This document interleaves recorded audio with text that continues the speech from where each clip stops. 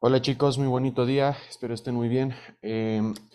Una disculpa si me veo un poquito cansado, ¿vale? Es que ando en temporada de exámenes y terminando una que otra materia, ¿vale? Entonces, vamos a continuar con estas clasecitas. Nos habíamos quedado que les iba a explicar el término de lo que es tolerancia y taquifilaxia, ¿vale?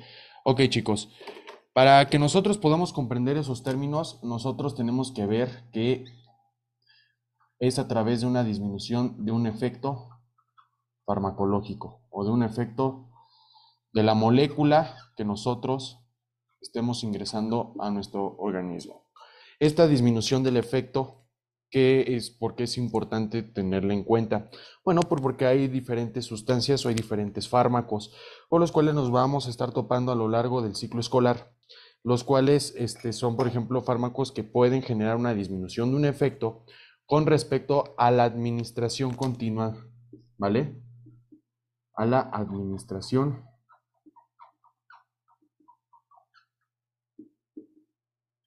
continua. Esto, ¿cómo lo puede referir un paciente? Bueno, doctor, a lo mejor en un inicio me tomaba, ¿qué le gusta? 1 miligramo para que me produciera sueño, no un paciente con insomnio. Doctor, pero me sigo tomando este miligramo, pero ya no observo, ya no me genera la misma respuesta, ya no me quedo dormido, por ejemplo, ¿no? Ya siento que no me funciona, ¿ok? Entonces, ¿qué va a hacer el paciente? Pues el paciente por una parte lo puede referir al médico.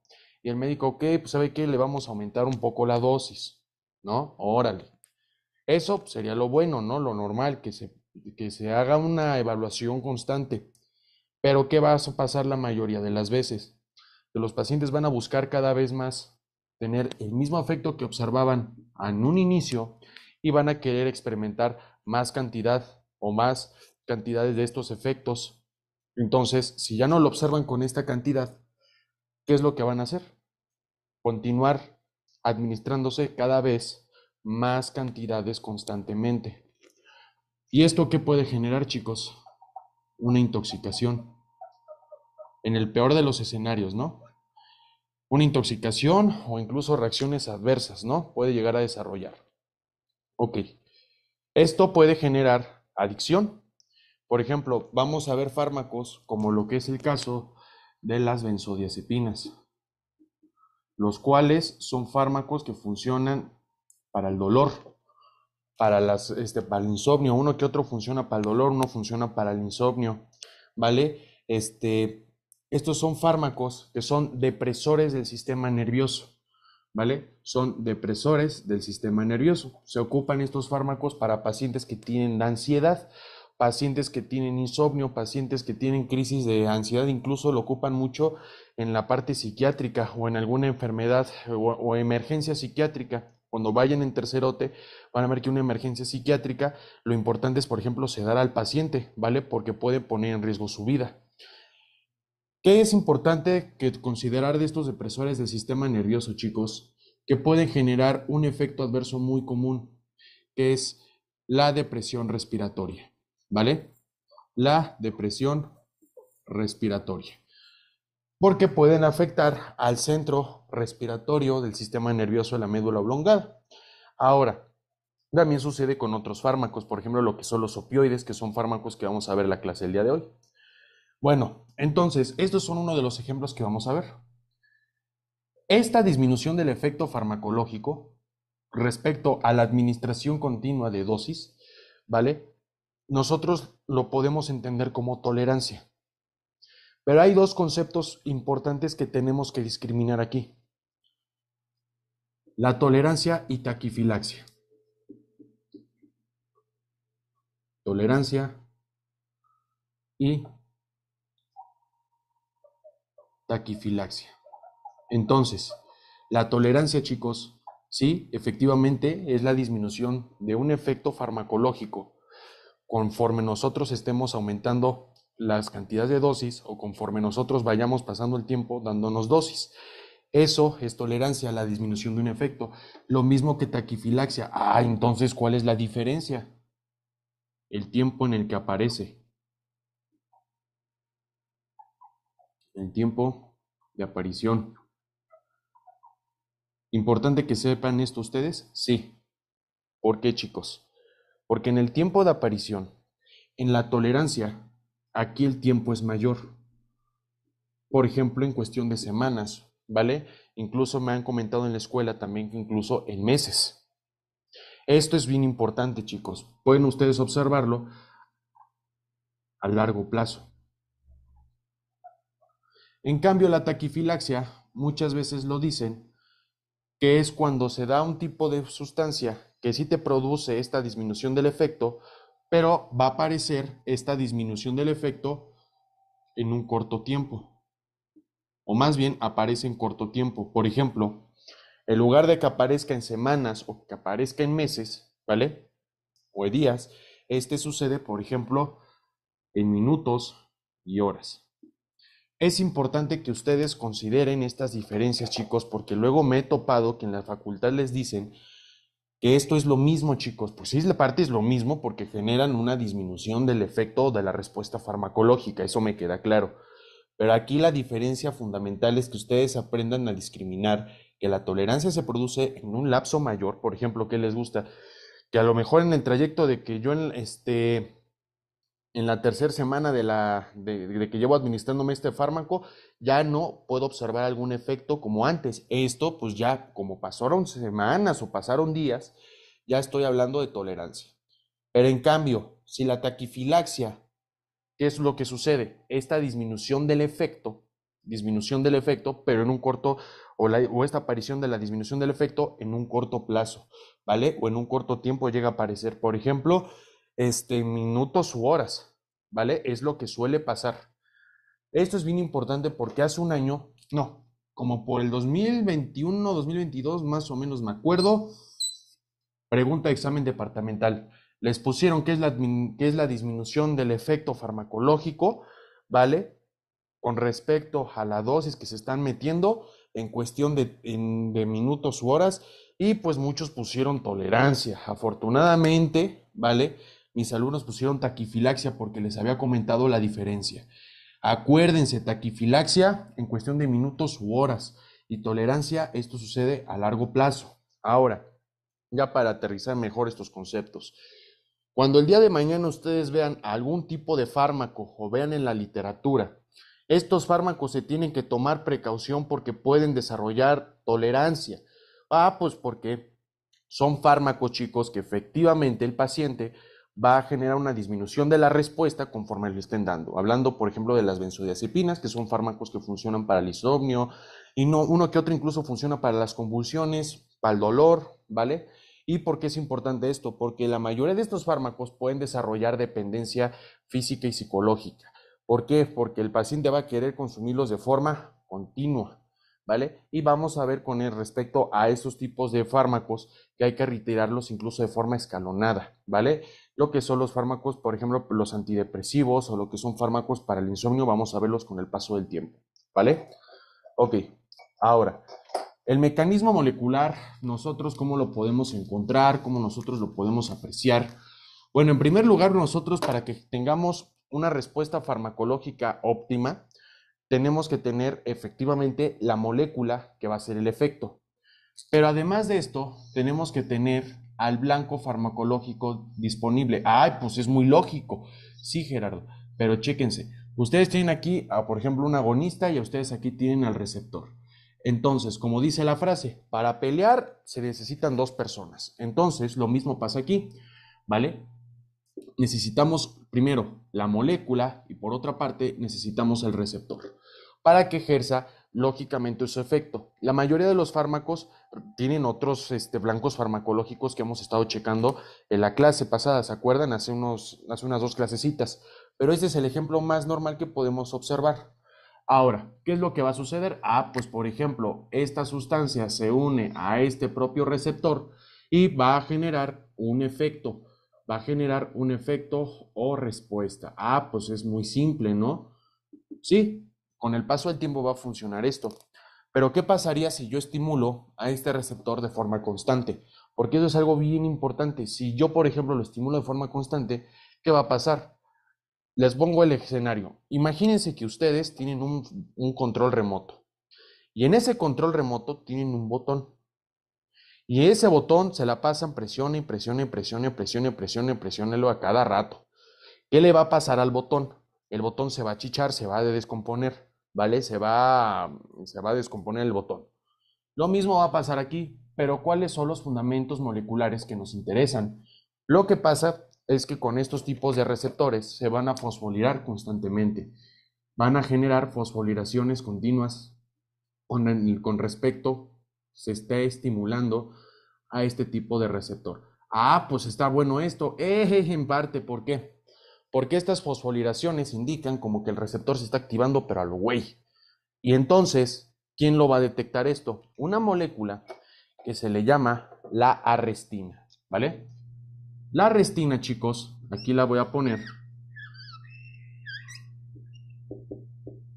Arrestina. La arrestina lo que hace es precisamente irse hacia acá, a las regiones fosforiladas del propio receptor, para que en un futuro vaya a endocitar por reacciones también de la clatrina, ¿vale? Que es un fundamento importante cuando hay un fenómeno de endocitosis en la membrana. ¿Qué es lo que va a hacer? Va a internalizar al propio receptor, dándome a entender que al receptor lo va a almacenar, ahora sí, en vacuolas, o como si o no en vacuolas, como si fueran vesículas aquí dentro de la célula, para que después, chicos, se vayan a degradar por sustancias ácidas.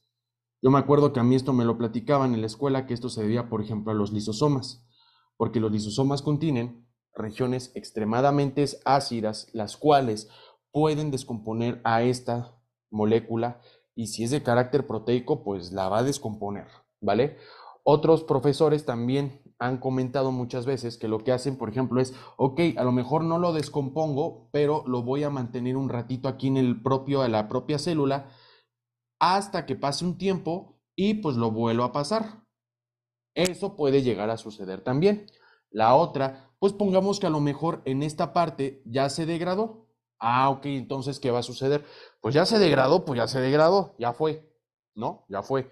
Entonces, por medio de lo que es el núcleo, el proceso de transcripción, traducción, para la síntesis, por ejemplo, de una nueva proteína o de receptor, es conforme se va a poner ahora un nuevo receptor, pero desde cero.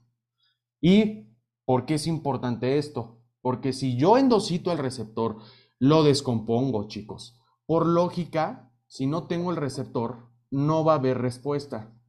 No habrá respuesta. Y si no habrá respuesta, pues no hay evento. ¿Me explico? Hasta que haya un nuevo receptor y se vuelva a hacer la misma respuesta de antes. Eso es lo que pasa, chicos. ¿Vale? Si lo queremos traspasar a esto se le conoce como desensibilización. Es decir, la forma en la cual los receptores ya no van a estar siendo estimulados. Esto es algo bien importante que hay que tomar en cuenta cuando veamos algunos fármacos que llegan a producir, por ejemplo, adicción o que llegan a producir tolerancia, porque podemos observar una disminución de la respuesta a través de estos mismos mecanismos, ¿vale?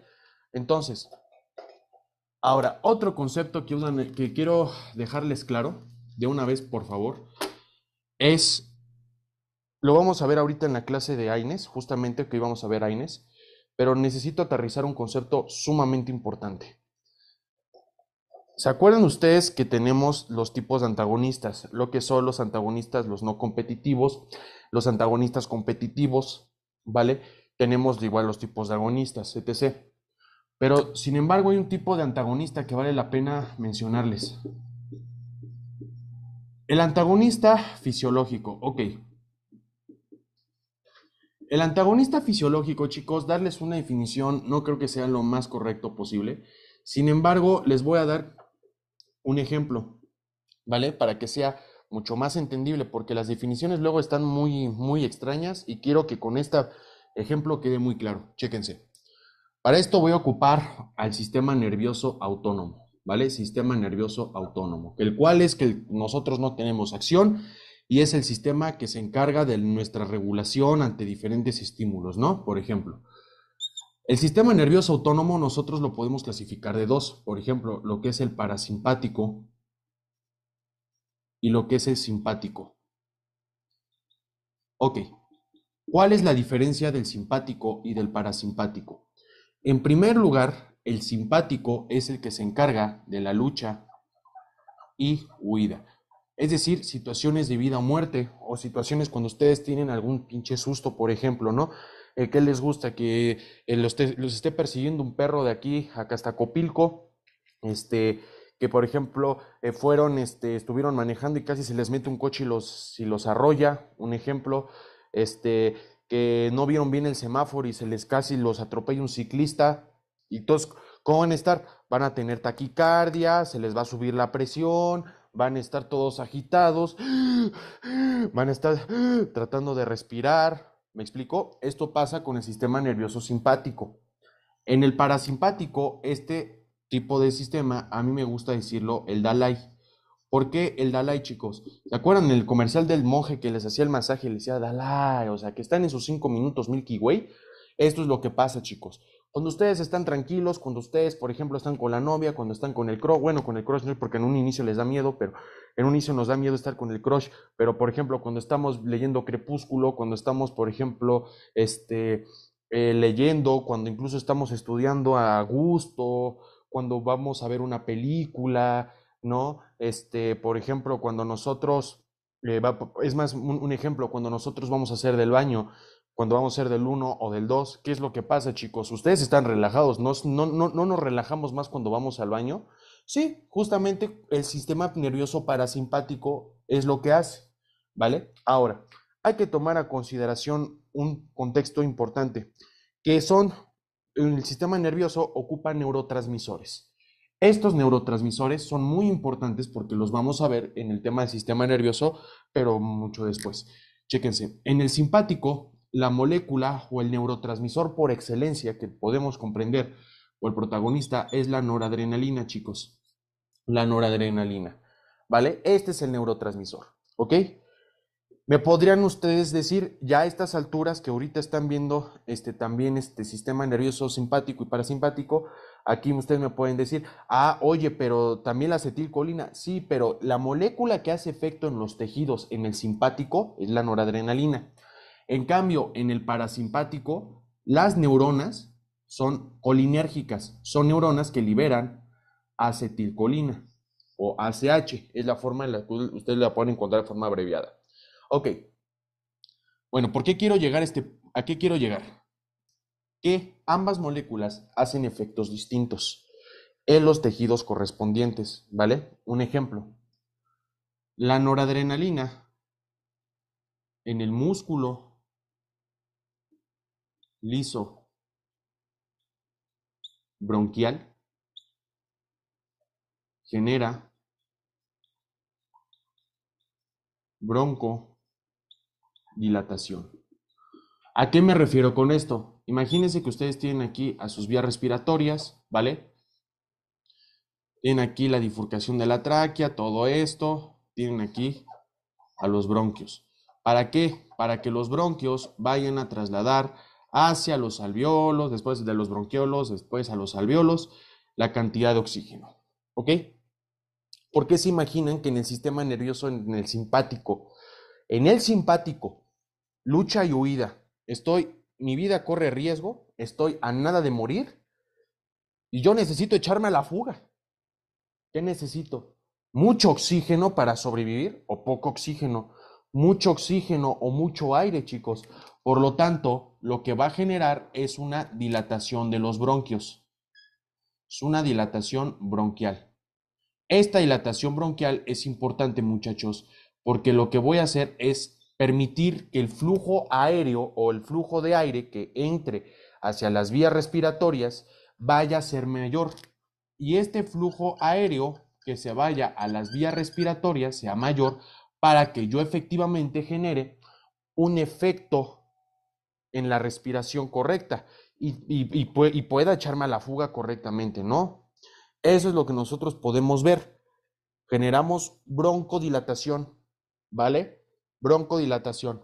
¿Cuáles son los receptores? Pues los beta-2 adrenérgicos. Los vamos a ver en su respectivo tiempo. En cambio, lo que hace la acetilcolina, ¿vale? Lo que hace la acetilcolina es una broncoconstricción.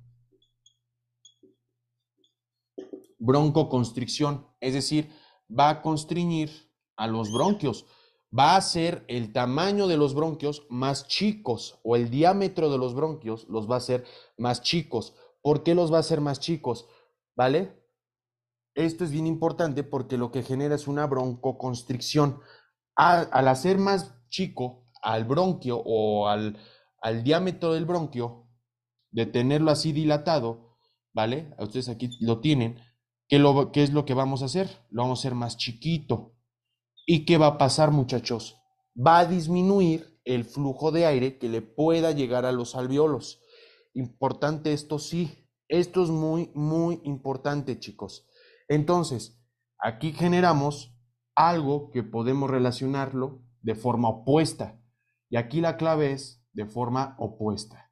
Por ejemplo, lo que hace la noradrenalina es broncodilatar y lo que hace la acetilcolina es broncoconstriñir o broncoconstricción.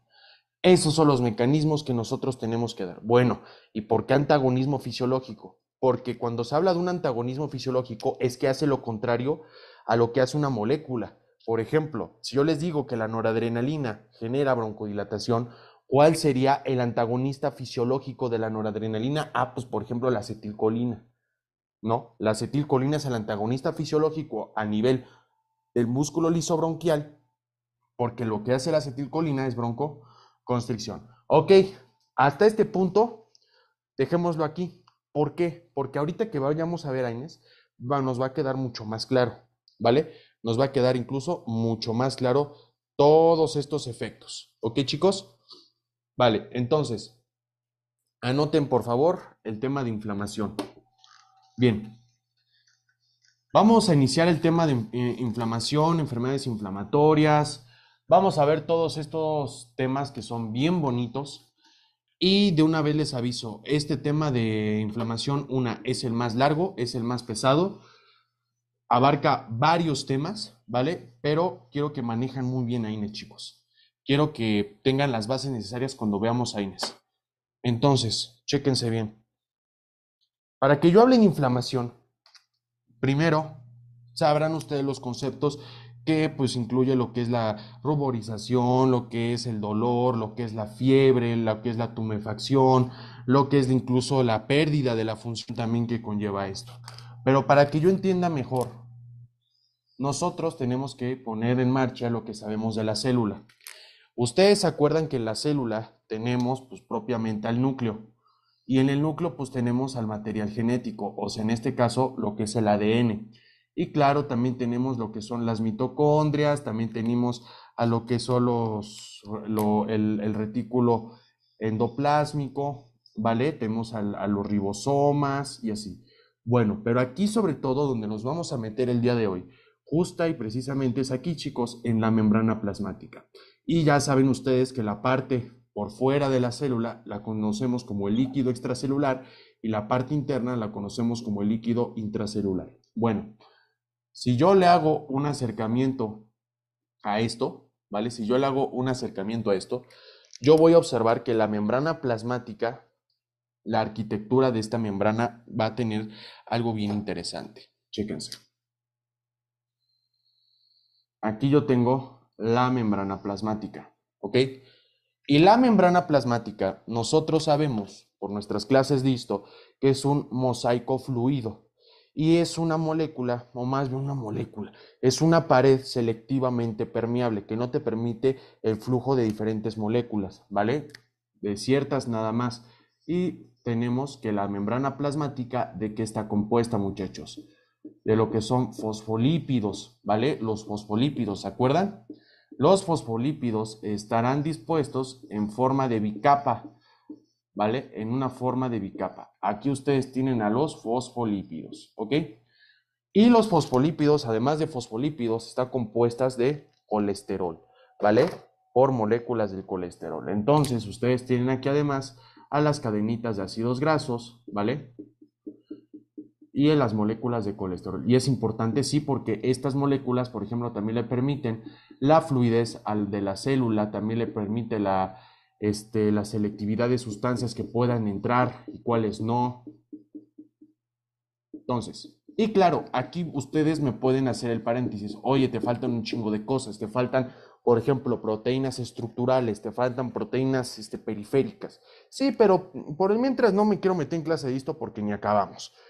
Ahora, en este punto, nosotros tenemos una molécula bien importante, chicos, que la tenemos de una forma, digamos, incrustada o la tenemos de una forma encapsulada en la membrana plasmática. Y a esta molécula la conozco como el ácido araquidónico. Bueno, ¿qué es el ácido araquidónico? El ácido araquidónico es un tipo de ácido graso que nosotros lo podemos adquirir de la dieta por medio del ácido alfa-linoleico. Ay, una disculpa, linoleico. El cual podemos, por ejemplo, adquirir por medio de lo que son los aceites, por ejemplo, el aceite de canola, el aceite, por ejemplo, el de soya, ¿vale? Aceites vegetales. Bueno, resulta que este ácido alfa-linoleico pertenece al grupo de ácidos grasos del omega 3. ¿Se acuerdan esas clasecitas que vieron en la prepa de los ácidos omega 3, por ejemplo, de aquellos que vienen del pescado? Así, bueno, aquí observamos uno de estos. Este tipo de ácido araquidónico, chicos, si ustedes lo observan, se encuentra en una forma como secuestrada. En esta forma que está secuestrada en la membrana plasmática, se encuentra, digamos, químicamente se dice que es en una forma esterificada. Se encuentra en una forma esterificada. Y bueno, ¿qué es lo que va a pasar entonces con este ácido araquidónico? Para hacerlo más preciso, nosotros nos vamos a topar que el ácido araquidónico va a tener que interaccionar con una propia enzima, ¿vale? La enzima con la que vamos a estar jugando el día de hoy se le conoce como la fosfolipasa A2. La fosfolipasa A2, si es una lipasa, es una enzima que te hidroliza lípidos, te hidroliza los ácidos grasos. ¿Y eso qué nos otorga? Nos da la capacidad de que el ácido araquidónico vaya a encontrarse libre en el citoplasma. Entonces, aquí tengo al ácido araquidónico en la membrana, ¿vale? Y lo que queremos que la membrana se vaya a liberar el ácido araquidónico en el citoplasma. O sea, aquí mismo, chicos. Entonces, aquí puedo ver que tengo el líquido extracelular y aquí tengo mi líquido intracelular, ¿vale? Ok. Ahora, ojo con lo que voy a decir. El ácido araquidónico va a tener muchas vías, ¿vale? Tiene tres, nada más voy a mencionarles dos. Por ejemplo, la primera vía con la que nos podemos nosotros topar con el ácido araquidónico es por medio de las ciclooxigenasas, ¿vale? La COX. COX o ciclooxigenasa, ¿ok? Y la otra vía es que se pueda topar con la vía de la lipooxigenasa. Para los cuates la consideran como la 5-LOX o como la LOX 5, ¿vale? Lipooxigenasa.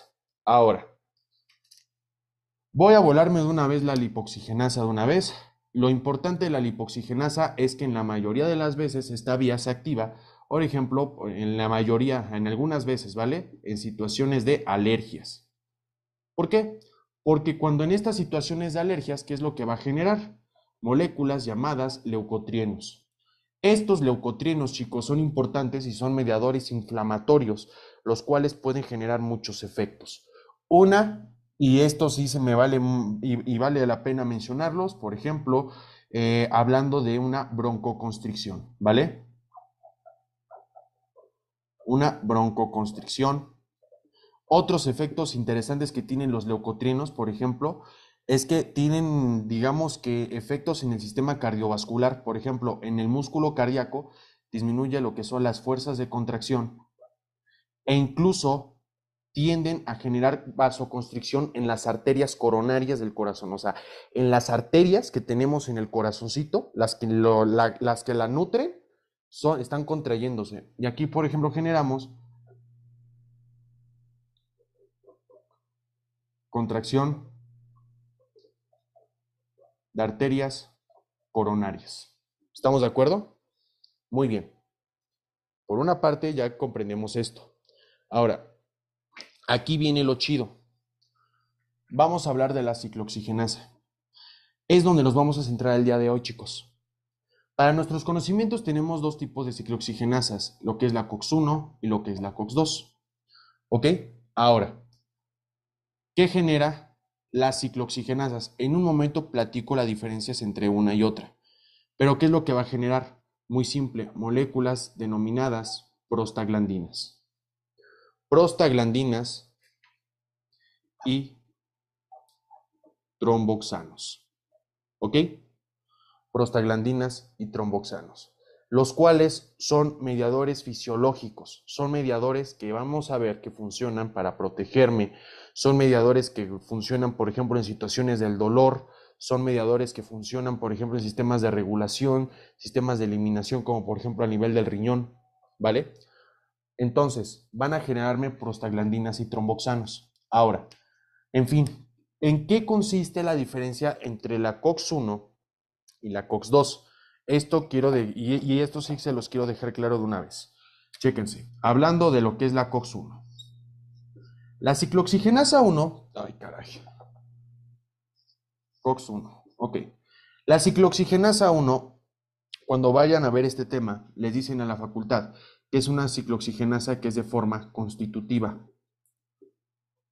O sea, ¿a qué me refiero que es constitutiva? Que se encuentra en todos los tejidos. En todos los tejidos, ¿vale? En todos los tejidos se encuentra esta COX-1. ¿Ok? Se encuentra en todos los tejidos. Eso es bien importante. ¿Cuáles son las funciones que tiene COX-1? Mantenimiento y depuración. Por ejemplo, ¿a qué me refiero con esto, chicos? Mantenimiento genera que un mecanismo de protección a mis órganos. Ejemplo, lo que es el estómago, lo que son los riñones, ¿se fijan? E incluso lo que es el corazón, sistema cardiovascular. También evita que, por ejemplo, me desangre, un ejemplo. Vamos a ver lo bonito aquí, ¿sí? Son mecanismos de protección, mantenimiento. Yo les podré decir que un mecanismo de protección que vamos a ver a continuación es cómo me recubre de moco el estómago para protegerlo del pinche ácido clorhídrico. Porque se acuerdan que si yo metía la mano al ácido clorhídrico, no iba a terminar hecho calaca. ¿Ok? Lo mismo pasa aquí. Dato importante, chicos. Esta no requiere inducción. ¿Cómo está esto? Nosotros con esta enzima vamos a ver que cuando inducimos una enzima es porque, por ejemplo, en la ciclooxigenasa 2 hay procesos inflamatorios. Pero cuando yo les toco el tema de lo que es la COX-2, perdón, lo que es la COX-1, una disculpa, cuando yo les toco el tema que es de la COX-1, es que no requerimos nada que la estimule. Al contrario, esta funciona a las 24 horas. ¿Y por qué? Porque algo importante, esto me lo dijo mi profesor de farma hace tiempo. Ustedes estando sentados ahorita mismo viendo la clasecita, están liberando prostaglandinas por parte de COX-1 y no requiere de algún tipo de inducción, ¿se fijan? En cambio, cuando yo hablo, chicos, de la COX-2, aquí la situación cambia. Y aquí es algo bien importante que ustedes tienen que aprender a diferenciar.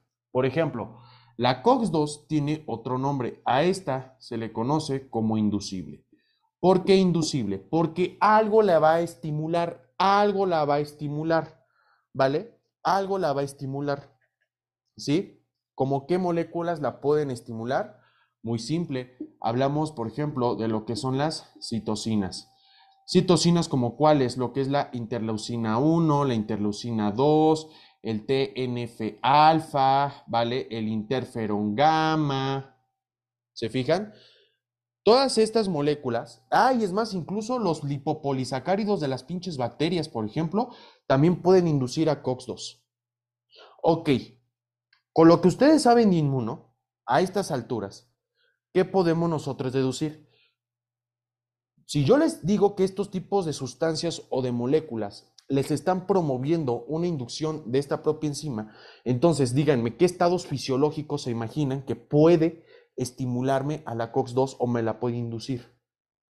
¿Cuáles se imaginan? Procesos inflamatorios. La inflamación, chicos. La inflamación o procesos inflamatorios, como por ejemplo enfermedades inmunológicas que destruyan a mi organismo. De ahí decía antiguo doctor, el doctor Luis Chávez de inmunología, un tipazo, un gran doctor, una de las mentes más brillantes que llegué a conocer en mi formación como médico, un doctorazo. Me dijo, el sistema inmunológico es tan bueno, ¿vale? Que además es tan malo, porque las pinches células te chingan los tejidos. Hablando, por ejemplo, enfermedades como lo que es el vitiligo, que te chinga los melanocitos, por ejemplo, el sistema inmune. Hablando, por ejemplo, de la artritis reumatoide, que te chinga las articulaciones. La gota, lo que hace la gota, los neutrófilos, cuando se meten a las articulaciones, ¿vale? Lo que hacen los pinches neutrófilos a las articulaciones, te las chingan en un proceso de gota. Ay, ¿cómo se llama esa enfermedad? En la psoriasis, ¿vale? En la psoriasis también es un proceso inflamatorio. Todas estas, todos estos procesos inflamatorios, enfermedades inflamatorias, ¿vale? Todas estas inducen a COX-2. ¿Se fijan? Por esta razón es que también se le considera que la COX-2 no es constitutiva. No es constitutiva, chicos. Se ha demostrado y ya se está, pero está en debate aún, que en algunas regiones del sistema nervioso sí es constitutiva. Órale, pero entre el que son peras y manzanas y como no se sabe qué fue primero el huevo o la gallina, pues no es constitutiva para nuestros conocimientos. ¿Qué más me falta? Ok, también por ejemplo la COX-2 nosotros la podemos encontrar en las etapas de gestación. Así es, chicos. En las etapas de gestación nos vamos a topar con esta ciclooxigenasa. Quiero que ustedes presten mucha atención con esto, porque en un futuro, cuando veamos todos los efectos, van a hacer clic con este término, ¿vale? Que les acabo de explicar. Ahora, nosotros también podemos observar que también lo podemos encontrar en la labor del parto, la COX-2, por ejemplo, en la ovulación, ¿vale? También otros que le dicen, por ejemplo, en el estrés renal, ¿vale? Enfermedades inflamatorias, etc. Entonces, esta es la diferencia que tengan COX-1 y COX-2. COX-1 se encarga de forma constitutiva, mantenimiento y depuración, no requiere de inducción. COX-2, esta es inducible, que la induce procesos inflamatorios. Procesos inflamatorios, ténganlo así. Por ejemplo, ¿qué liberan los procesos inflamatorios? Pues las citocinas, ¿no? Las citocinas es lo que me llega a liberar, ¿ok? Hasta este punto vamos bien, chicos, ¿vale? En este punto vamos bien. Ahora, ¿qué vamos a hacer en un ratito? Vamos a ver todo lo que implica, todo esto que implica, chicos, todo esto que implica los mecanismos por los cuales se llegan a estimular y los cuales generan prostaglandinas. Entonces,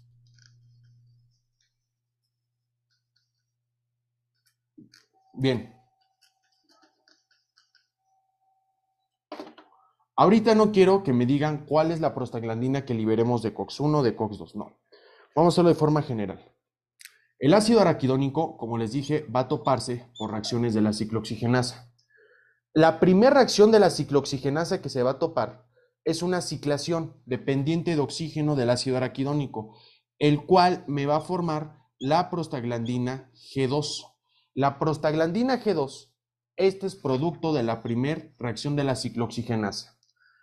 Ahora, por otra parte, la ciclooxigenasa va a ejercer otra acción, pero este tipo de reacción es de forma reductiva, es decir, es una reducción, la cual del hacer prostaglandina G2 me va a formar prostaglandina GH2, o sea, en otras palabras, la COX, sea la 1 o la 2, genera dos moléculas o genera dos reacciones. Quedamos, la primera reacción que ejerce la COX por parte de lo que es el ácido araquidónico o por medio de la ciclación, me va a generar prostaglandina G2. Y después, con esta misma prostaglandina G2, va a ser lo mismo, pero ahora de forma reductiva, formándome prostaglandina GH2. ¿Vale? Esto hace la ciclooxigenasa. Voy de nuevo. Ácido araquidónico se topa con la ciclooxigenasa, que es una enzima para formarme prostaglandina G2. Esta prostaglandina G2 se vuelve a topar con la misma ciclooxigenasa para formarme prostaglandina GH2. ¿Ok? Y ahora, a partir de esta prostaglandina GH2 es como puede originarse un chingo de prostaglandinas y tromboxano, chicos. Y vamos a hablar de prostaglandina por prostaglandina. De las más importantes, nada más, ¿vale? Vamos a ver lo más importante y lo más relevante. Por ejemplo, cuando yo hablo, ¿qué les gusta? De la prostaglandina F2 alfa, puede generarme otra, la prostaglandina GE2, puede generarme, por ejemplo, prostaciclina, la prostaciclina o prostaglandina I2, ¿vale? Y la otra me puede generar moléculas del tromboxano A2, ¿ok? Vale, vamos a hablar de los efectos que tiene con la prostaglandina E2. Chéquense. Con respecto a la prostaglandina E2, ¿se acuerdan que yo les platicaba que la COX-1 genera efectos de mantenimiento o efectos de protección? Entonces, ustedes aquí tienen, por ejemplo, al estómago, ¿vale? Y ustedes aquí en el estómago saben que tienen al moco, ¿vale? Tienen moco. Entonces, en el moco, chicos, ¿para qué es el moco? Porque lo que hace el moco es protegerme. ¿De qué me va a proteger? De todo el ácido clorhídrico que tenga aquí. ¿Qué hace entonces la prostaglandina E2? La prostaglandina E2 lo que hace es aumenta la cantidad de moco a nivel del estómago, ¿vale? Disminuye la cantidad de ácido clorhídrico. Y otro fenómeno que hace, chicos, de una vez se los pongo aquí, es que produce bicarbonato. Ayuda a la producción de bicarbonato en el estómago. ¿Se fijan? Y me la está protegiendo. Qué bonito, mire, me lo está protegiendo. ¿Es importante? Pues sí, chicos, imagínense, si no tenga moco, que tenga un chingo de ácido y que no tenga bicarbonato, ¿se imaginan qué me puede ocasionar? Muy simple, una pinche úlcera péptica, que vamos a ver en un ratito. Esto lo logramos, por ejemplo, con el efecto de la ciclooxigenasa 1, porque es el efecto, es un efecto de mantenimiento, un efecto de protección. También se le conoce como citoprotección, ¿ok? Ahora, por otro lado, hablemos a nivel del riñón. El riñón, muchachos, es un órgano que tiene o requiere una gran vascularización de sangre. O sea, gran parte del gasto cardíaco, o sea, gran parte de la sangre que eyecta el corazón, se va al riñón. Gran parte. Pues más que lógico, pues es el órgano que te encarga de limpiarte toda la sangre puerca que tenemos en forma de orina, ¿no? Entonces, aquí ustedes tienen al riñoncito. ¿Y qué es lo que hace en el riñón las prostaglandinas?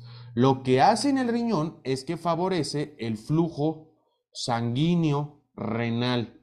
Eso es lo que hace las prostaglandinas en el riñón, la prostaglandina E2, ¿vale? Favorece el flujo sanguíneo renal. ¿Cómo? Lo que se ha demostrado, que luego les ponen en la bibliografía, es por una vasodilatación. O sea que en otras palabras, aumentan el tamaño de las arterias del riñón, para que eso genere que entre más cantidad de sangre, ¿sí? Y al tener más cantidad de sangre, pues el riñón va a poder funcionar muy bien. Va a estar vivito coleando el riñón. ¿Y esto por qué? Porque toda la sangre se va a ir a la médula, a la corteza, para que toda esta sangre, chicos, se vaya a eliminar por medio de la orina. Ahora, o se vaya a filtrar. ¿Esto qué va a generar? Que aumente la tasa de filtración glomerular. ¿Se acuerdan que yo les estuve platicando de la clase de eliminación y nos topamos con el caso de la cápsula de Bowman y así? Bueno, pues háganme caso con esto, chicos, porque cuando vean fisiología renal, ay papá, aguántense, porque cuando se dice que hay mayor flujo sanguíneo, aquí justamente de que provenga de la circulación sistémica hacia acá, la tasa de filtración glomerular será mayor, o sea, se filtrará mayor cantidad de sangre. ¿Es bueno? Pues sí es bueno, chicos, ¿vale? Es bueno. Entonces, ¿qué hace esto? El flujo sanguíneo renal, ¿vale? Otro fenómeno, chicos, otro fenómeno que se encarga la ciclooxigenasa para producirme prostaglandina E2, es muy simple, la generación del dolor y la generación de lo que es la fiebre. Por ejemplo, ¿por qué es importante tener en consideración esto? ¿Se imaginan ustedes, chicos, que no tuviéramos nosotros dolor? No manchen, los médicos nos moriríamos de hambre, chicos, con decirles eso. Estaríamos jodidos los médicos. ¿Por qué? Porque el dolor es principalmente el primer motivo de consulta que va un paciente con, bueno, que va el paciente con ustedes, ¿vale? Eso es lo que ustedes van a toparse. Ahora imagínense que ustedes tuvieran alguna enfermedad y no tuvieran manifestaciones clínicas, no manchen, imagínense, chicos. El dolor es un mecanismo de avisarnos de te vas a morir, te vas a morir. No, no, no es cierto. De algo te está pasando a tu organismo, te tienes que atender. Eso es lo que hace en el dolor, ¿vale? Ahora, otro efecto, y necesito que presten mucha atención aquí porque de aquí surge una pregunta de examen departamental bien clásica que me la he topado desde que yo era estudiante. Ustedes tienen al corazoncito, ¿ok?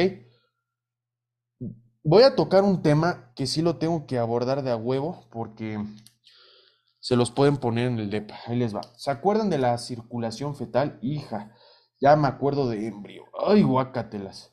A mí ustedes me pueden poner la materia que sea, chicos, la que ustedes quieran, pero en verdad, la materia que era un pinche tronco yo era embrio. Embrio, en verdad, cómo me causaba un chingo de trabajo esa materia. Me hacía sufrir. ¿Para qué les miento? Ok.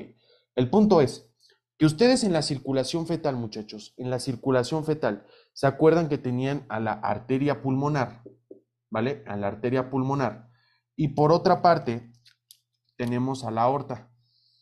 Hasta este punto vamos bien. ¿Se acuerdan? Ok. ¿Qué es lo que va a pasar aquí? Que la arteria pulmonar y la aorta, muchachos, tiende a unirse en el periodo fetal o en el feto durante las semanas de gestación. La arteria pulmonar con la aorta a partir de un conducto. Este conducto lo conozco como el conducto arterioso o el conducto arterioso es lo como o el ductus arterioso. Este es un conducto que cuando ustedes nacen se va a cerrar. Ahora, la prostaglandina E2 que proviene de la ciclooxigenasa 2, esta mantiene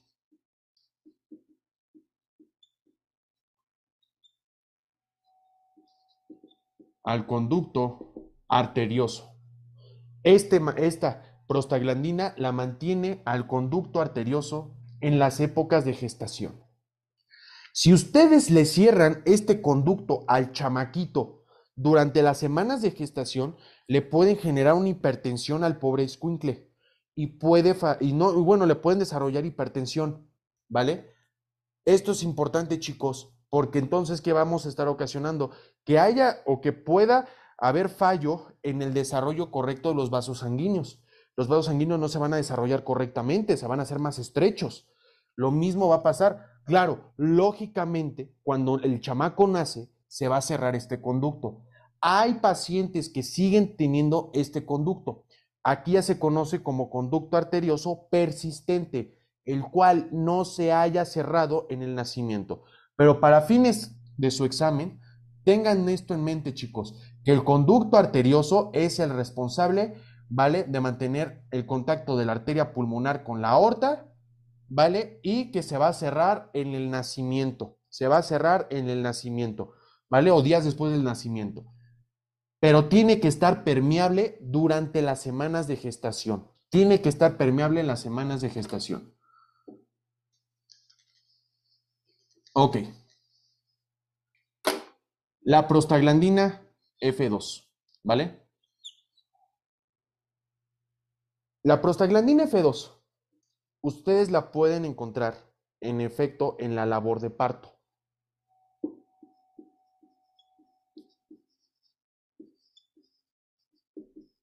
En la labor de parto.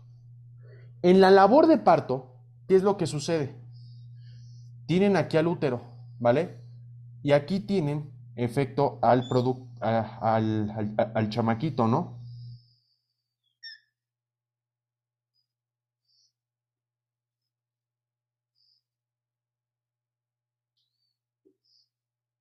Ya el chamaquito se encuentra a término, ¿vale? Ya el chamaquito se encuentra a término y ya está listo para nacer, ¿vale? Y aquí le ponemos sus ojitos, ¿vale? Aquí le ponemos su boquita, y ya el chamaquito está listo para nacer. Bueno, el chamaco, cada vez que toque al cérvix, va a generar un fenómeno de retroalimentación positiva para que se esté liberando una molécula a la que la llamo oxitocina.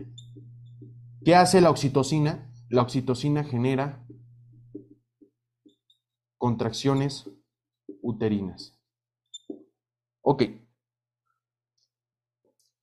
las contracciones uterinas también las logra la prostaglandina, ¿sí? También las logra la prostaglandina F2, ¿vale?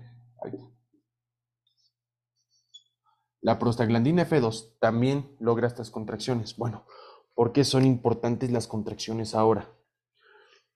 Porque lo que hacen, chicos, cada contracción es favorecer para que el feto se expulse del útero en el trabajo de parto. Si ustedes no tuvieran, estas prostaglandinas, si no tuvieran prostaglandina F2, no habrá trabajo de parto. ¿Por qué tiene que haber contracciones? Porque cada vez que haya una contracción, ¿vale? El chamaco va a salir, el chamaco va a salir. Y señora, muchas felicidades, ya tiene un chamaquito y es varón, ¿vale? Es varón. Entonces, ya tiene un chamaquito y es varón. Eso es lo que va a pasar. Bueno, no sé si sea varón o sea mujer, o si sea niña, pues, pero eso hace, favorece la labor de parto. A ver, chicos, hagan este ejemplo. Contraigan un globo y el chamaquito está dentro del globo. Conforme ustedes contraigan el globo, va a salir hacia acá. El chamaquito va a salir por el cérvix.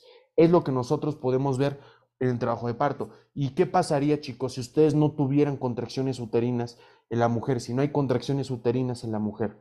En la mujer, entonces lo que va a pasar es, por ejemplo, que se prolonga el trabajo de parto, no haya trabajo de parto. Y al prolongarse el trabajo de parto, pues, ¿qué se va a optar? Pues cesárea, mija, cesárea. Y ni modo, ¿por qué? ¿Y saben qué es lo peor de todo? Porque si no hubo trabajo de parto correcto, o sea, si el trabajo de parto fue natural, si fue natural el pinche trabajo de parto, lo que va a suceder es que pues se va a tener que optar por cesárea. Ah, se las paso que órale, en el IMSS o en el ISSSTE, órale. Pero si te decides en el Ángeles, ay papá, ¿cuándo te sale un nacimiento en el Ángeles? ¿Cuánto saldría, no? Hijo, ¿no? Hasta, ay, te cobran jóvenes, pero hasta las servilletas con las que uno se limpia, ¿vale? Las manos, con eso. Entonces va a ser un gasto mayor. Observamos que para que haya una labor de parto requerimos de oxitocina y prostaglandina F2. Esto es algo bien importante. Con la oxitocina, háganle un paréntesis que eso se lo van a topar en tercer bloque. Pero aquí con la prostaglandina F2 es la que hace la labor del parto. Ok. Siguiente. Otra cosita que les quiero platicar. La prostaglandina E2, lo que también puede llegar a ocasionar, chicos, es una broncodilatación, ¿vale? Genera una relajación del músculo liso bronquial, ¿vale? Genera una relajación, aquí se las pongo, se me olvidó ponerla, una disculpa, relajación del músculo liso bronquial y el traqueal. Entonces, ustedes tienen aquí a las vías respiratorias, lo que hacen básicamente, ¿vale? Es generar un mayor diámetro. ¿Para qué? Para que entre mayor cantidad de aire. ¿Ok, chicos? Muy bien. Ahora, aquí viene lo chido. Voy a borrar esta parte.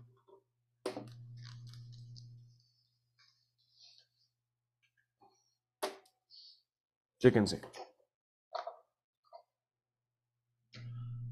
Vamos a hablar de los tromboxanos A2. Ok. Se las voy a poner simple. Ustedes cuando se llegan a cortar, van a perder mucha sangre. Ok. El tromboxano A2, el fundamento que tiene es generar una vasoconstricción. Genera una vasoconstricción. O sea, en otras palabras, genera que los vasos sanguíneos se contraigan para que evitemos que haya mucho flujo de sangre hacia afuera. Imagínense que ustedes le hacen un pinche orificio, una manguera con agua y se sale mucha agua. ¿Qué hacen? Pues lo tratan de presionar, ¿no? Para que no se salga. O le ponen cinta de aislar o le ponen más. Lo mismo pasa aquí. Evitamos la fuga de sangre. ¿Ok? Eso es lo que hace. Algo bien cagado que pasa es que ustedes se van a topar. Si alguno de ustedes es instructor de histología, ¿vale? Yo me he topado con uno que otro instructor de bioca. El año pasado, incluso uno de histología me llegó a tocar. Si alguno de ustedes me puede aclarar esta duda, las plaquetas, chicos, ahorita les platico mi duda. Los megacariocitos son unos agregados de plaquetas. Para que ustedes me entiendan, las plaquetas son como si ustedes agarraran una galleta Chokis. Sí, la de las chispitas de chocolate, pues. Ok. Y cada chispita de chocolate es una plaqueta. Y la galleta en conjunto es el megacariocito, ¿vale? La galleta en conjunto es el megacariocito. Denme un segundo, por favor.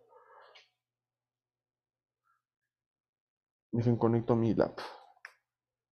Ok, y la galleta en conjunto es el megacariocito. Entonces, ¿qué pasa? Cuando el megacariocito se desgranula, va a liberarme a las plaquetas. ¿Qué características tienen las plaquetas? Que son cuerpos que no tienen núcleo. No tienen núcleo. Ah, y esto le otorga una virtud a las plaquetas. Bueno, la virtud que le otorga es que al no tener núcleo, es que por única y solamente única y exclusivamente única vez va a expresar COX solo una vez. Las otras células sí van a expresar COX cuantas veces quiera, cuantas veces haya inflamación, cuantas veces quiera para mantenerse, las que ustedes me digan. Pero por esta parte, chicos, las plaquetas no tienen núcleo. ¿Esto qué me otorga pensar? Que no pueden sintetizar COX más que sola una y exclusivamente una y única vez pueden hacerlo. Y bueno, ¿qué ciclooxigenasa es? A fuerzas es la ciclooxigenasa 1 y nada más.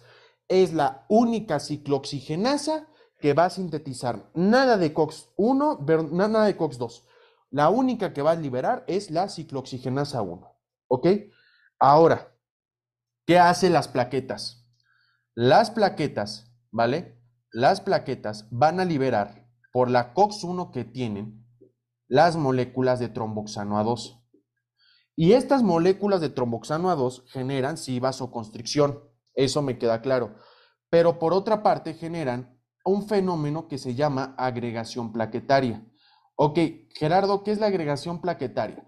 Muy simple, la agregación plaquetaria, como su nombre dice, es que una plaqueta se agregue una con otra. Y les voy a poner un ejemplo. ¿Se acuerdan de la película de la serie de su infancia que no sé si a ustedes les tocó?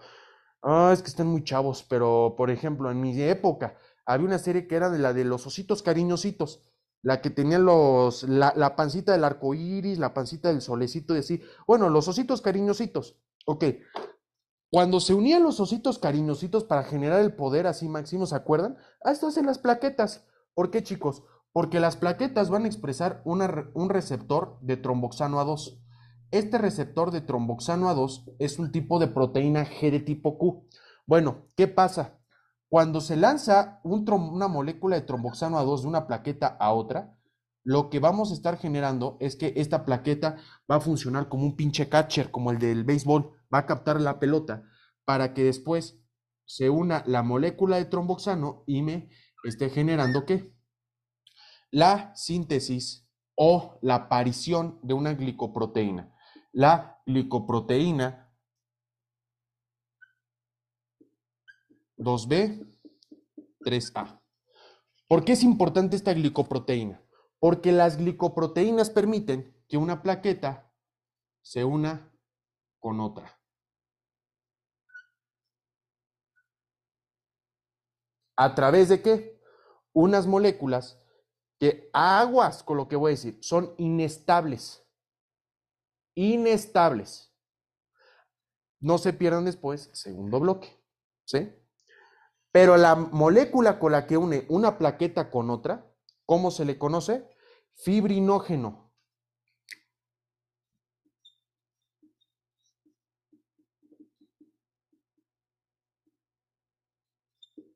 Fibrinógeno. Y bueno, ¿y por qué es importante esto?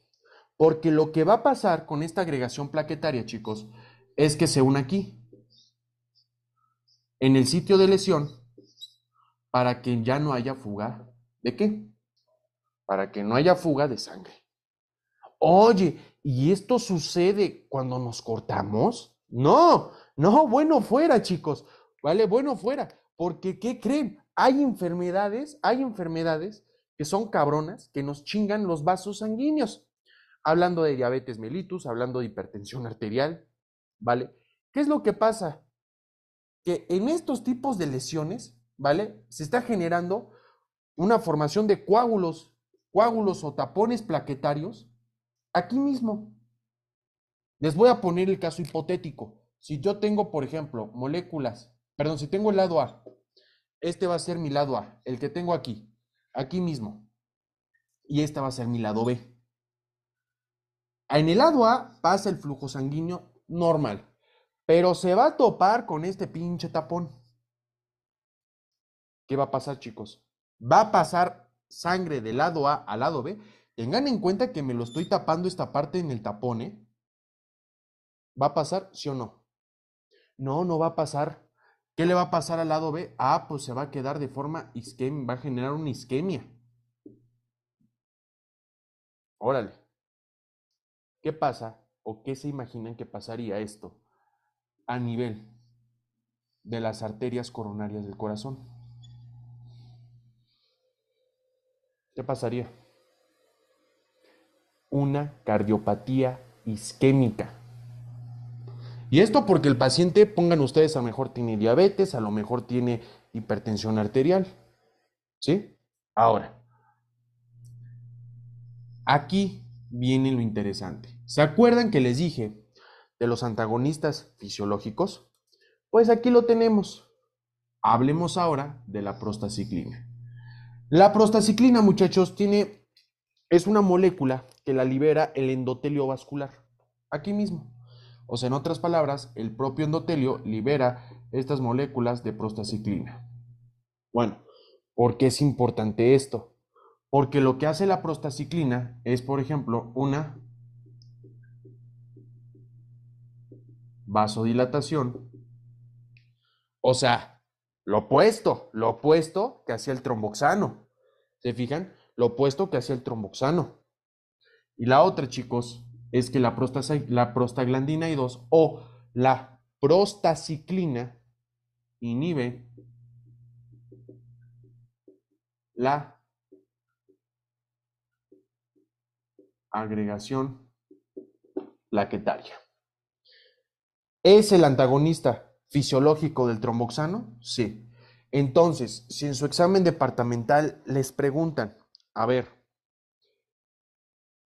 la prostaciclina, el tromboxano A2 se encarga de la constricción de los vasos sanguíneos y de la agregación plaquetaria, mientras que la prostaciclina se encarga de una vasodilatación o de una inhibición de la agregación plaquetaria, podemos inferir que, pues que básicamente hablamos de un antagonismo fisiológico,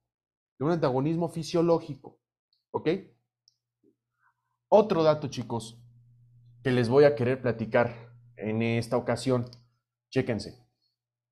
Hablamos, por ejemplo, que las moléculas de la prostaglandina I2, derivadas de la COX-2, ¿vale?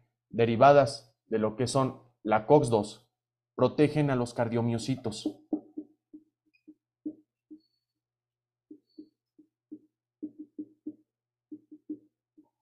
Protegen a los cardiomiocitos, ¿vale? ¿Por qué? Óiganlo bien, se ha demostrado que si yo no tengo la prostaglandina I2, que deriva de la ciclooxigenasa 2. Esto es bien importante. Al paciente lo puedo predisponer a lo que son arritmias y lo puedo llegar a predisponer a que el paciente pueda tener una insuficiencia cardíaca. A ver, Gerardo, ¿qué es la insuficiencia cardíaca? Es muy simple. Es cuando el corazón no puede latir con la misma fuerza, no puede latir con la misma fuerza, y eso hace que no se pase tanta sangre a los tejidos. El corazón es un músculo. Tanto tiene una parte eléctrica, que son los nodos, ¿vale? Las fibras de Purkinje, todas esas, y las partes contráctiles, que son ventrículos y aurículas, ¿vale? Entonces, lo que van a hacer es contraer todo esto para que toda la sangre que tengan los ventrículos y también de las aurículas se pasen, pero sobre todo los ventrículos, ya sea a la parte pulmonar o a la parte sistémica. Eso es lo que llega a estar produciendo, ¿vale? Ahora, también se ha visto, chicos, que si ustedes no tienen, por ejemplo, en este tipo de ciclooxigenasa, ¿vale? Si ustedes no tienen este tipo de ciclooxigenasa y sobre todo esta prostaglandina o esta prostaciclina que deriva de esta, pueden predisponer al paciente a una isquemia o a una cardiopatía isquémica. O sea, en otras palabras, aquí tengo el corazoncito, que el corazón no reciba este aporte de nutrientes y que vaya a pasar, pues que se puede infartar, ¿ok? O que pueda morir. Ahora, bien chicos, aquí viene lo interesante y aquí viene lo difícil. Relativamente está muy fácil, pero ahí les va. Vamos a hablar de los AINES, ¿vale? Vamos a hablar de los AINES y aquí se las pongo. AINES. Los AINES se les consideran como los antiinflamatorios no esteroideos. Antiinflamatorios no esteroideos, los cuales tienen tres características. Una que son, la primera A, son antiinflamatorios. La segunda que son antipiréticos, o sea que van directamente con la fiebre, ¿vale? Te reducen la fiebre, en la parte creo que el hipotálamo te la reducen. Y la otra, chicos, que son analgésicos, o sea, funcionan para el dolor. Esto hacen los AINES. Y nosotros hablamos, en estos casos, por ejemplo, de la aspirina, la indometacina, el naproxeno, el diclofenaco, ¿vale? El meloxicam, el celecoxib, el metamisola, la dipirona, ya les dije aspirina, ácido acetil salicílico, el ibuprofeno, ¿vale? Todos esos los podemos considerar como AINES. Entonces, para concluir esta clase, ¿vale? Me voy a seguir en chinga con esta clase porque tengo una clase ahorita de oftalmología, ¿vale? Quise clavar esta clase, pero no, el pinche hospital no me soltaba. Entonces ahí les va. Chéquense. ¿Qué hace los AINES? Ustedes aquí podrían decirme, oye, tú está bien bonito, todo está esto bien, bien chulo, tu esquema está muy bonito. Ok. Pero tú tienes aquí producción de dolor y tú tienes fiebre. Sí. ¿Y eso es malo? Pues sí, pues porque te genera malestar. ¿A quién le gusta tener fiebre? ¿A quién le gusta sentir el pinche cuerpo cortado? Pues a nadie. Entonces, ¿qué vamos a hacer? Vamos a ver una forma para que no tengas dolor y fiebre. Entonces, ¿qué hacen los AINES? Los AINES te van a bloquear a la ciclooxigenasa. Te van a bloquear a la ciclooxigenasa. Me gusta a mí, así me gusta, iniciar con efectos adversos. Pongan en un cuadrito, señores, efectos adversos. Si yo bloqueo la ciclooxigenasa, el ácido araquidónico no se va a poder formar en prostaglandina G2 ni en prostaglandina H2.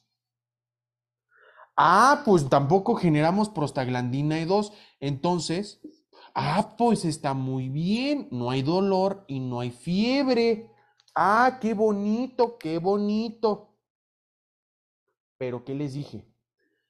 Me bloquean la síntesis de la prostaglandina E2, de la F2, de la prostaciclina, del tromboxano. Entonces, vamos a ponernos en marcha. Ahí les va. Chéquense. Si ustedes tienen aquí la prostaglandina, perdón, si tienen aquí al ácido araquidónico y del ácido araquidónico se forma en prostaglandina G2 por medio de la COX y después en prostaglandina GH2, estas me pueden formar prostaglandina F2. E2, prostaciclina y tromboxano. A ver, si yo no tengo prostaglandina E2, porque bloqueo a la ciclooxigenasa, no formo esto, esta y esta, ¿qué voy a generar? Pues que el paciente no tenga dolor, porque generamos dolor con esta y ni fiebre. Sí, está muy bien todo lo que quieras, pero ¿qué le va a pasar al moco? El ácido clorhídrico va a estar aumentado, porque el ácido clorhídrico me lo suprimía la prostaglandina E2. Pero como ya no tengo prostaglandina E2, ya lo voy a tener aumentado en el moco. El moco, ¿cómo va a estar? Les dije que la prostaglandina E2 me lo aumentaba. ¿Cómo va a estar ahora el moco? Bajo. El bicarbonato, ¿cómo estaría? Pues no habría bicarbonato. Quiero que traduzcan eso en el estómago. Me puede generar esto, chicos, algo que se llama úlcera péptica asociada a AINES. Pueden generar una úlcera péptica o gastritis también pueden originar con AINES. El mecanismo de acción del naproxeno o los efectos adversos del naproxeno gastrointestinales como la úlcera péptica se basa en, pues el naproxeno es un AINE y te bloquea las ciclooxigenasas. Y la respuesta correcta es por su mecanismo de acción. A ver, en el trabajo de parto dijimos que generaba contracciones uterinas. Anótenle, señores. Si tú no tienes prostaglandina F2 porque bloqueaste la COX, bloqueaste a esta y tampoco te generas esta, ¿qué le va a pasar a la labor de parto, señores?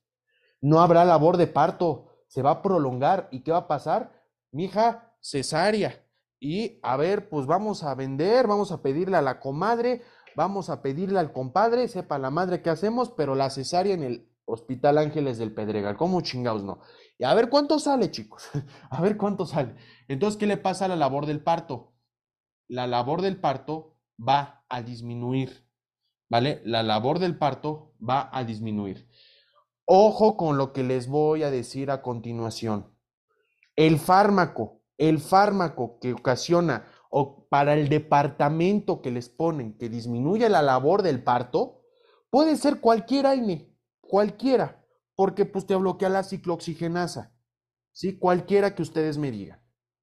Pero para el departamento, el papá de los AINES que genera esta disminución de labor de parto, o sea, que te la baje la disminución de la labor de parto, ¿cuáles son? Es la indometacina. Ahorita me voy a echar un cafecito con en un ratito. Después, a ver, con el flujo sanguíneo renal, chéquense. En el flujo sanguíneo renal, óiganlo muy bien. ¿Qué les dije? Que el flujo sanguíneo renal se mantenía estable por la prostaglandina E2 para que haya una mayor diuresis. Si tú no tienes flujo sanguíneo renal, ¿qué le va a pasar al paciente?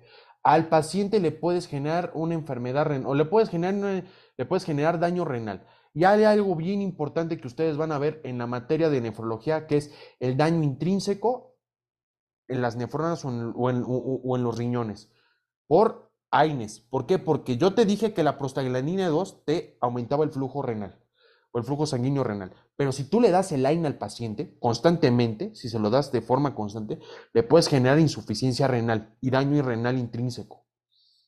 Entonces ya tienen varios efectos adversos. Tienen desde el aumento del trabajo de la labor del parto, o sea, va a disminuir las contracciones uterinas, o sea, el trabajo de parto disminuye, no va a haber trabajo.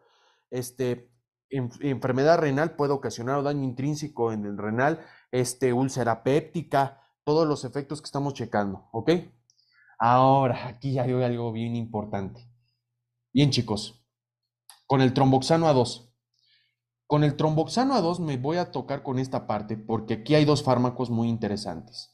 Yo les dije que el tromboxano A2 generaba agregación plaquetaria, pero chicos, bloquean a la ciclooxigenasa, no van a generar tromboxanos, no van a generar vasoconstricción ni van a generar agregación plaquetaria. Entonces, ¿qué va a pasar con el paciente? Siguiente, sangrado.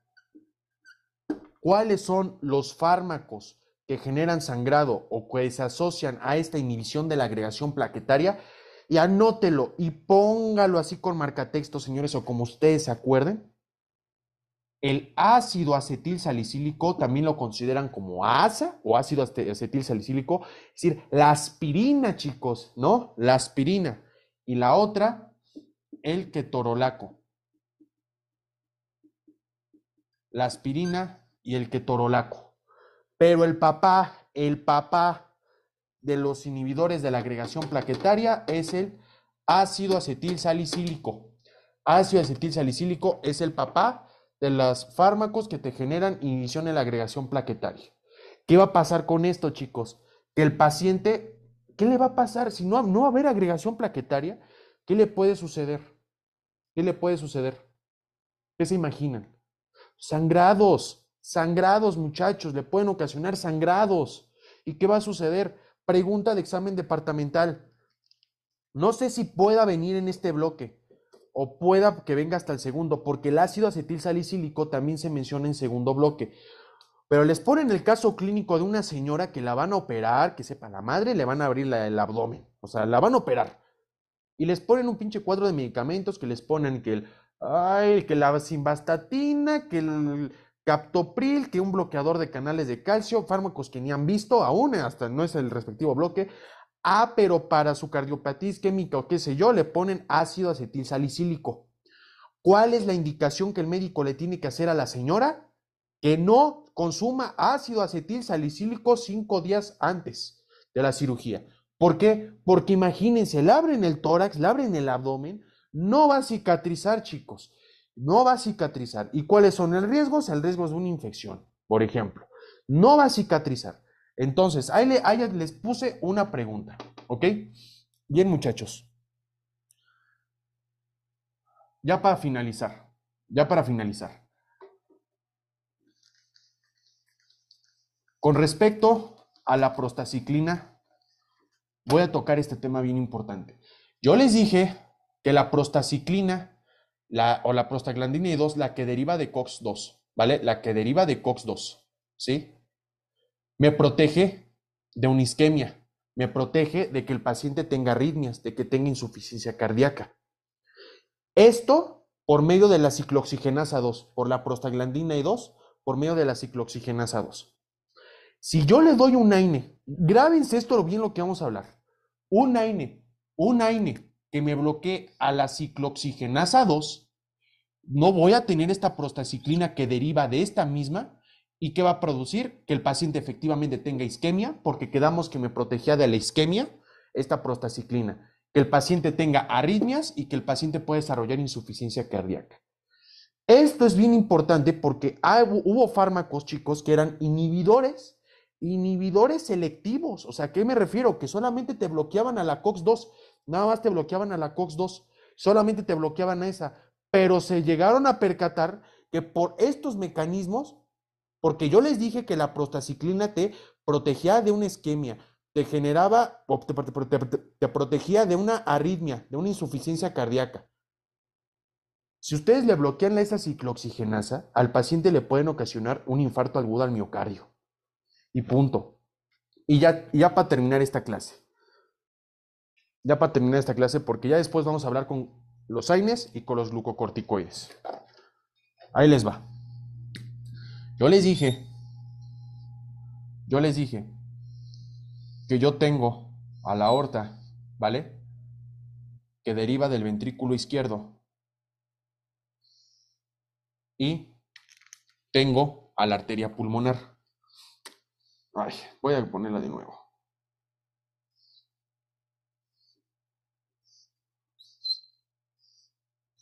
¿Vale? Ustedes tienen aquí a la arteria pulmonar y ustedes tienen de esta parte a la aorta. ¿Ok?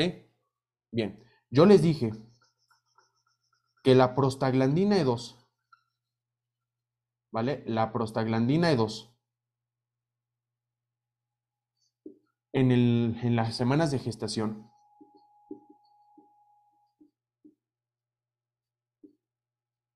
mantienen permeable a este conducto en las semanas de gestación. Si ustedes le dan un AINE a la paciente, durante el embarazo, además de que les prolongue el trabajo de parto, le puede cerrar el conducto de forma temprana y le pueden generar hipertensión si se lo dan en las semanas de gestación. Pero ojo, ojo, hay veces en las que el chamaco nace y no se le ha cerrado el orificio, o perdón, el orificio, no se les ha cerrado el conducto, no se les ha cerrado. Y ahí sí ya se puede optar por un AINE. ¿Cuáles son los AINES que se ocupan? Ibuprofeno y, se me fue, sí, la indometacina. Ahora, ¿cuál es el que a mí me casaban? A mí me tocó la época que Jacinto hacía los depas. A mí me tocó esa época. Entonces, a mí me decían que era la indometacina. Pero yo he visto también que ocupan el ibuprofeno, ¿vale? Que ocupan el ibuprofeno. Ahora, si alguno de ustedes dice, oye, y para, por ejemplo, para el dolor, ¿cuál nosotros podemos ocupar? El ketorolaco es una chingonería de fármaco para el pinche dolor. Es muy buen analgésico. Muy buen analgésico es, ¿vale? Ahora, la siguiente clase les voy a decir, ¿por qué no me mencionaste al paracetamol? No se pierdan la siguiente clase. Entonces, tengan linda noche, cuídense, los dejo muchachos porque tengo mi clase de oftalmo. Voy a apurarme con estas clasecitas para que mis niños, primero mis pequeños, y tengan todo su material necesario para su depa. Cuídense mucho y vayan con Dios. Saludos.